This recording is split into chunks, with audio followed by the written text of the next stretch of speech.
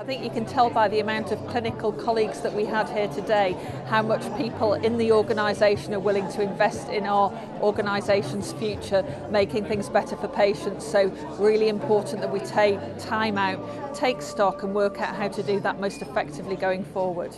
And I know you've obviously been sat in listening to some of the feedback. What's been coming through? What are your thoughts on what's been coming through? All sorts of things are running through my mind. The enthusiasm and commitment of staff to grasp the future, to make huge changes for patients, to deliver better and better services.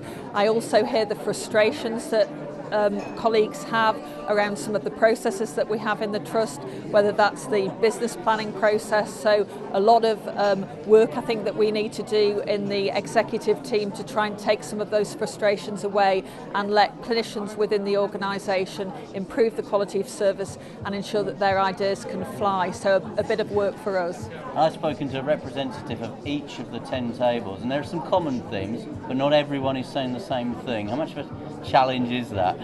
I think it's a challenge to a degree, but I think that if you tease out through those threads, you can see a bit of consensus beginning to emerge. What we're going to do is set up a group that will look at options appraisals, because what we've been doing today is working with our own clinical colleagues, but it's really important that we work with the commissioners on this future, because we're looking forward about how to absolutely secure patient care in this patch for the next 10 years. So we're going to commit to do that before Christmas, and I think that as that work evolves you will find that those common threads come together and we end up with quite a powerful recommendation for moving things forward that the organisation can buy into. And one of the things that I heard in the latter feedback was that people really want that clarity. They want the clarity of vision, they want the clarity of strategy, and they then want to be able to be given the tools to get on with it.